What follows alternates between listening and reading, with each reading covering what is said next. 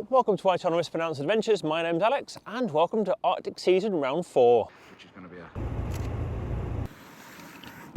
That could have gone better. I'm in a ditch. And currently deep in the Arctic Circle. Last night and last episode we made it to Oldesfjord to stay on a campsite to meet up with some friends because we're all heading to Nordkapp and we'll pick up the following morning. Well, that looks like Paul and Vicky are off to Nordkapp. We'll join them in a bit. Wow, it looks pretty. Yeah, I could do with one of that. If you could quit the road, that'd be great, because I'm about to fall over. This is not a bad little campsite. So Oldesfjord, out in the ocean, for a non-hookup perch. I think it was about 300 nook and what, about 20 odd pounds. Quite pleased with that. So Paul has left already. He's off to Honningsvåg. We'll go meet him later on for the final section to get up here. Fraser and Tracy are just packing up and we're going to continue the next hour drive to get there. Right, let us go find some water. My smart alternator is being smart again. I really need to install those parts again. I don't know what I mean. It's currently 12.3 whilst I'm driving. Put the lights on. Pops up to 30.6. But that's still not full output. Just for reference, I got a new starter battery just before this trip and that's working so well that my van keeps going into smart alternator mode, which keeps disabling my DC-DC chargers when it drops the voltage. And Joe brought out a part for me to install to stop that. Right, where's the water tap? Oh, there's the water tap. Do they work? No, I'm just going to go to the front and ask because that looks like it should be frozen or something.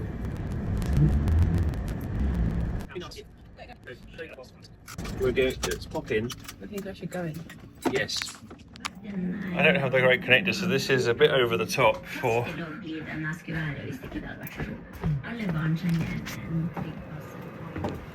Actually, these expandy hoses work really quite well. That's a bit of slack in that.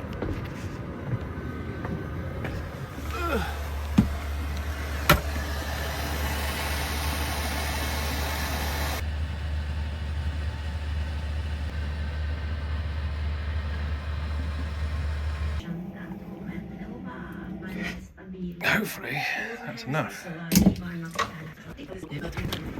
Yeah, it's just all shrinking back away. Yeah. Expandy hoses. Right, we are just about to head off. Oh, no we're not, handbrake's still on. Just about to head off. Fraser and Tracy are currently getting some water. And Fraser was coming over to do some filming because Fraser and Tracy's Instagram is amazing and it's very popular, but they haven't done YouTube before. So Fraser's filming some bits for YouTube to do a YouTube channel, which is to film his YouTube channel, so doing a chat at the bit window. And he's discovered that not only do vehicles work very well with studs, that if you have them on your shoes as well, they work well. Because he managed to quite effectively stack it in front of the van. Luckily, he fell into the van and not onto the floor while holding the camera. But when I find out, I'll put in the description the name of their new YouTube channel and the Instagram link to follow them already, because they do awesome adventures in their van. So give them a follow and check out an Arctic trip from a different point of view. The amount of filming he does with the drone and more cinematic point of view as well. Let's make a move and get up the Honningsvåg. This would be my 4th time driving to Nordkapp, because it's just beautiful. The last couple of years I've done it with other people, and this time round it'll be Joe's first time and also Fraser and Tracy's. And I think it's a brilliant objective for an Arctic trip to go for. Hit the most northern point. And I can't complain about the views, it's just stunning driving with the mountains and the sea.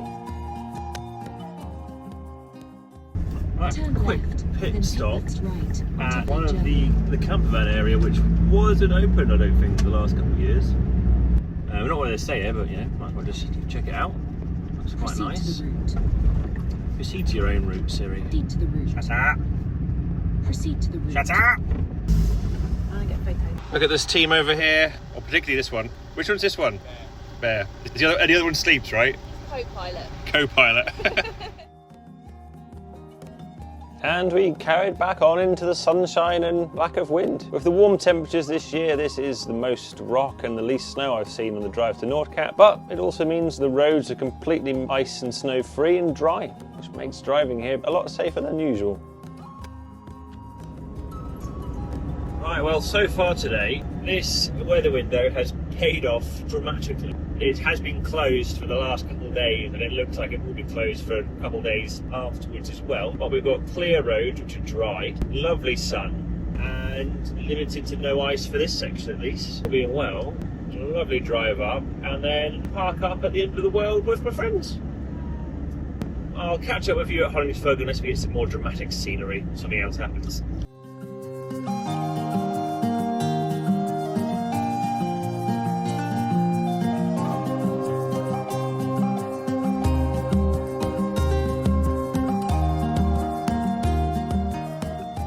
This is a 7-kilometre tunnel. We're just reached the bottom of it now. Our watch's altimeter, which you won't be able to see zoomed in on that, says apparently minus 250 metres below sea level, and now we're going back up again. Oh, we're almost out. That's a steep climb. So with the grill cover on, my coolant temperature is 104 degrees and my engine oil is 117 degrees. And it's quite a long pull up the hill with an engine cover on it. And we're back out into the open. Hopefully those temperatures will drop off again. And there's Hollingsford on the right. And this is the park up I got blown around. Oh, the memories. So this is probably one of the most popular videos I've got on my channel, is me getting blown around by the Arctic storm because of that incident a few years ago. That's where I almost got blown into. It's windy, as you can hear with the audio already, and that's where I hid for the rest of the night when I actually got over there and the fire extinguishers rained on me. So if you're new here and haven't seen that video, check out the first Arctic series where I have that issue. But we're going to go over to Hollingsford now. They're waiting over there. Oh, they're coming over. And then we are going to, skipping along, get some food and head to Nordkapp. Right, on to Hollingsford. Yeah, they've rebuilt that since that big house wasn't there. This is the hill I slid down. Can I see someone hide? What?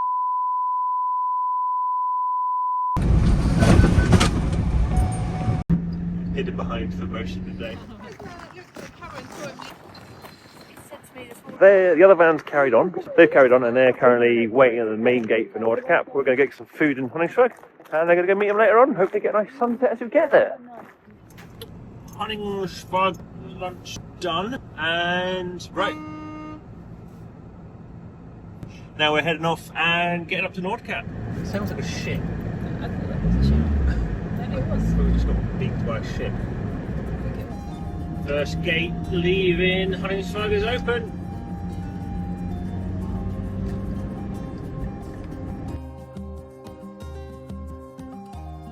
And time for the final push to Nordkapp. With all the warm weather, even the steep uphill sections were completely bare of snow and ice, an easy road to drive on, which is a significant change from previous years. And it gave us plenty of time to play with the drones in the setting sun.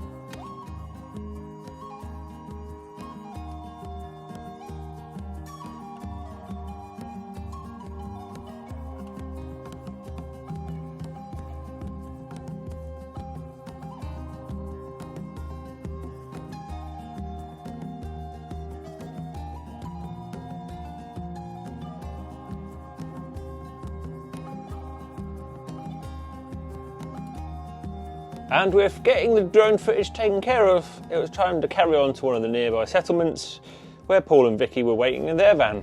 Righto, we've found Autoterm. Go find where the occupants of the vehicle are. Arrive at your destination. And Arrived. make our way over to Nordkapp.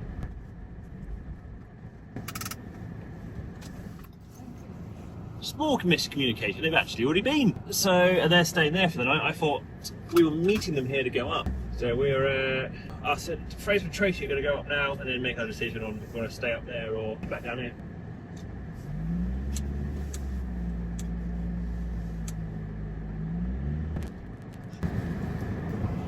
Right, so they just learned that Nordkapp is the other direction. And with Fraser and Tracy now pointing in the right direction for Nordkapp, we headed towards the final gate.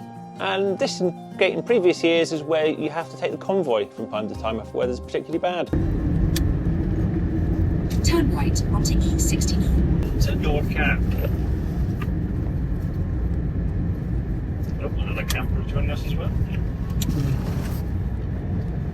In about 7.5 miles, bear right.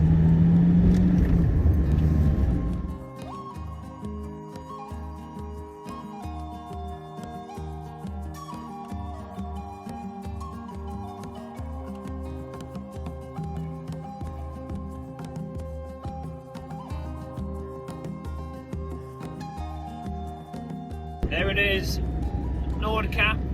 Entering Nordkapp. These gates are up, so we don't need to pay. You just blast through. No one's going up. No one's going up. Oh, there's no mounds of snow this year. It's a hide for protection. There's people in those offices. Oh, what? You're gonna have to like pay to stay up here. Never. I've never paid for it. So we are going to. Well, this is a bit of an unwelcome change. These booths are new. In the summer, usually you pay for parking and then pay again to get into the main centre. In the winter, I've always found it unmanned. It looks like we're going to have to pay for overnight camping, even though there are no facilities, which I think is a bit steep. It's parking camping car, 175, and then great for an individual outdoor, 17. 2 lots of that. So what's... Right, I guess we're going to be staying there with them, but first let's have a quick look over here. We reached the end. Can you drive up to that then? Oh, but you said you put your lights on it. Well, my other lights now. There we go, Nordkapp. Well, a tiny bit of light left, but let's go over to the monument.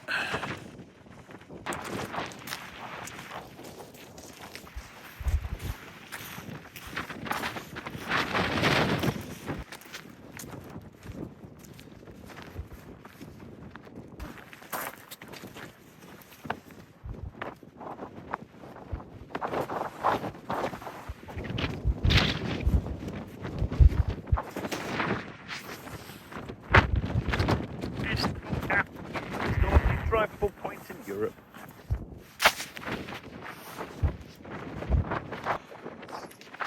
Just got to the end of the world. What? Just got to the end of the world, and a Norwegian explorer appears. Another person who loves vans and getting snowed on. Yep. What a great place to meet as well. Yep. There's no storm, actually. Yeah. Well, what I'm trying to say is I had absolutely no idea Norwegian Explorer was going to be here. I didn't realise when I said this earlier. Oh, another camper joining us as well. That was actually Jarl in his van. Unbeknown to me, he was actually in the area at the same time and been keeping an eye on our socials to see if he could have a bit of a surprise rendezvous. He certainly picked a great moment to do Well, it. here appears to be the nutter staying here. There's two grenadiers. I think there's a grenadiers. Two grenadiers. Some other camper vans. So let's see where we're going to potentially park up for the night. This ground is muddy and horrible. Meeting Norwegian Explorer, it wasn't something we had planned at all. No idea that was going to happen. Paul had mentioned that he was chatting to him the other day, but no idea that actually we're going to bump into him.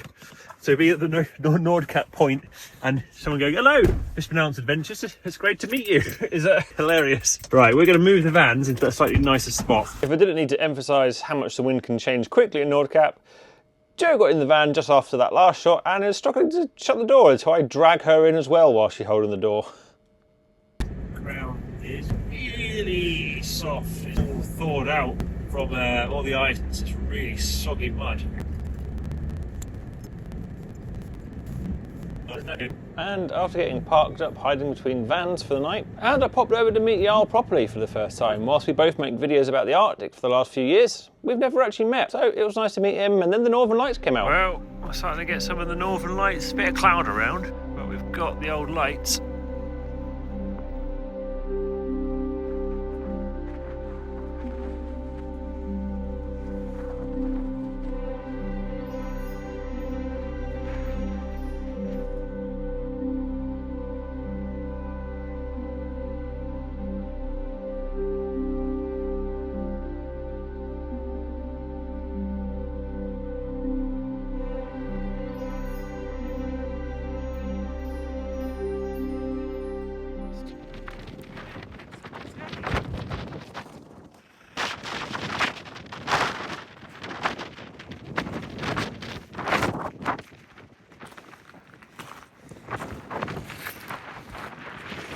It's very windy this morning, so I think we're going to have a quick look at the sunrise and get out of here before it gets picked up during the course of the day.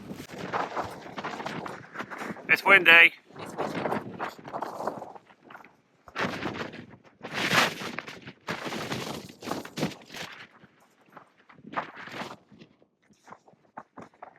Still windy. Back to the van, I think. Right, Fraser and Tracy are wisely on the move because the wind is steadily increasing over the course of the day, and we want to get out of here before we get blown away. By the end of the world. You're welcome. Bye, Nordkapp. Bye. Well, next plan, leaving Nordkapp, was to go find Paul and Vicky, who are still down in one of the nearby settlements where they spent a far less windy night, and then to make the game plan from there. Not a bad view, is it?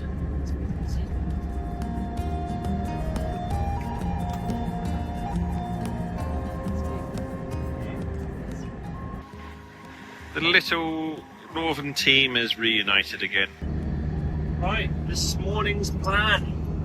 Fraser and Tracy in front. Paul, his van is headed off to go find some wood. And Norwegian Explorer, who I met last night by chance, and his channel, if you're not familiar with it, specialises in getting caught in storms or getting snowed on a lot, which I quite like the sound of. So, he's pointed out he's found an area a couple hours drive where there should be a nice big dumpling of snow tonight and a bit of a blizzard and wind, but in a reasonably safe location to do that. So the plan is to all go there and hopefully get snowed on. We've got a couple hours of coastal driving coming down from Nordkapp to do first.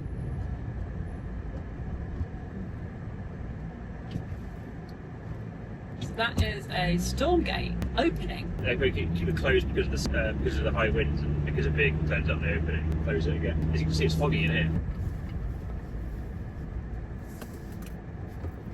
There's a bridge, and there's Jo because she's seen the bridge. She likes bridges. Run! It's a bit windy. It's a bit windy.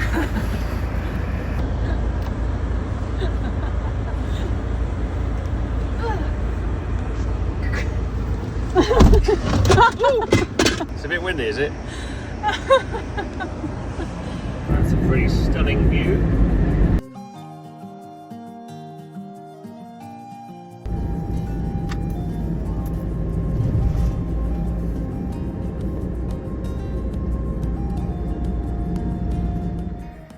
Jo's off to touch the ocean. She said, crabs, I'm coming. So Jo's come here to touch the sea, but weirdly, all the crab shells just wash up exactly on this line. Loads of them. Very weird. So weird. So Jo obviously just stands in them. There's just so many massive piles of the crabs. Walking back to the van, and there's a transit next to me, and someone walking over from the looks of it. Hello. Heard yourself? Ja. En met vliegtuig de hele day.